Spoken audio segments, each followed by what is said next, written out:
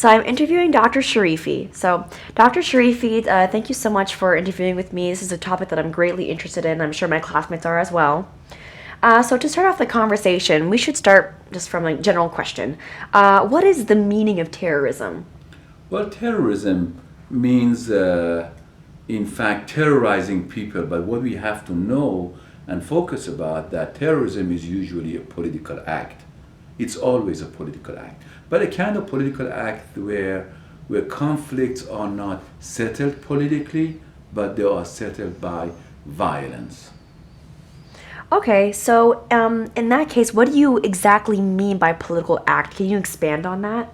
Yeah, political act. Well, uh, politics is the idea of relationship between people, collectivities, groups, states, countries, right? So when we say a political act, we are talking about the desire or the demands of one group against another group. So when there are two countries, they go to war with each other over conflicts. That's not necessarily called terrorism because there are two states. Right. But when one is a state and then another group of people, which is non-state actor, they go into conflict with each other, a whole lot of time the state called the non-state actor a terrorist act. Okay, so in that case, that leads me to the question of why is it that terrorists, for some people, is defined as this very threatening person, but for some other people, it could be considered a freedom fighter? Exactly. This goes back to the idea of the politicalness of terrorism. If you think about terrorism as a political act, a violent political act between a non-state actor and a state actor, therefore, those people who are non-state actors and they are supporting non-state actors, use of violence in order to achieve a political end, albeit illegitimate, because it's violence. Those people would call terrorists freedom fighters because they're fighting for a cause, sometimes for creating a state, their own country, their own nations, their own ideas, and things like that. But then again, the state that is defining their enemies as non-state actors, they usually call them terrorists, not freedom fighters. So violent politics is always like that. And in fact, even when we go to war, you never see two allies going to war. It's always one depicting the other as an evil empire, an evil state, dark state, violent state, undemocratic, despotic. So in a war, it's not only physical, but it is also the idea of demonizing the other, demonizing the enemy. And if you don't demonize them, you can't actually fight them. So it goes with the definition in a sense. Okay, so in that case, what is the exact role that the US plays in creating or fighting these terrorist groups? Oh, a huge role. We have to consider the United States is the largest, mightiest country in the history of humanity. So we know that. And of course, United States, regardless of all the good things, a whole lot of time does a lot of things that many non-state actors, sometimes the state actors, but many times non-state actors do not like. Let's say, for example, we support the state of Israel, right? Right. So, and unconditional support of the state of Israel. Therefore, all those people who do not support the state of Israel or are under occupation of the state of Israel, or they don't like the state of Israel occupying a land of Palestinians and things like that, all those people, whether we agree with them or not, they look at the United States as supporter of Israel. So they become their enemy, or they feel that the U.S. is their enemy. In a sense, you can't say that they are so wrong in that, because they are in fact being killed by a state here, state of Israel, and U.S. supports that. So they look at the state and the United States as their enemy. But on the other hand, the United States looks at them as terrorist groups because they're fighting its allies in the region, its ally in the region. And that's not only the case between Israel and US and all those people are opposing Israel, but that is going on. That's what's going on in Iraq, in Syria, in Yemen, in Pakistan, in Afghanistan, and many other places. So, in other words, we could say that those who fight an enemy and their enemy, for whatever reason, is supported by the United States, United States gets to be a part and parcel of that equation. So what I'm understanding here is that the U.S. provides things such as like rebel groups, weapons in order to help their cause, but in a more sidestepped way. Is that what I'm understanding? Yes, it is. It is that way too. At the same time that we are supporting some states that have enemies, and their enemies become their terrorists, and their terrorists are our terrorists, the other way around is correct too. Sometimes there are a state that we don't like, so we pick and select groups that are fighting those states, and we call them freedom fighters, and then we support them and give them arms and military equipment and things like that, and then they become freedom fighters for us and terrorists for them. But then sometimes things just go wrong. Oh, definitely. These are not fixed ideas. Definitely, we change our mind all the time about who's terrorist, who's not terrorist. The example of Mujahideen in Afghanistan. Mujahideen were a group of people that were fighting in support of the United States or with the help of the United States, the Afghan regime in the 1980s.